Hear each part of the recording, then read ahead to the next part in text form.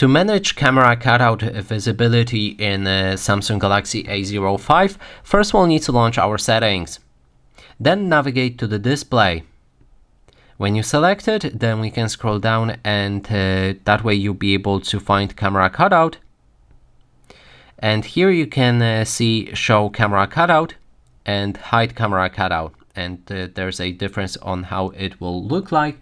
And you can manage whichever apps are allowed to show it or hide it by clicking on the app. So for example, we can hide camera cutout for the calculator. And when we go there, or actually let's do it for two different apps. So for Chrome, I will hide it, and for calculator, I will show it. And now we can move into our calculator.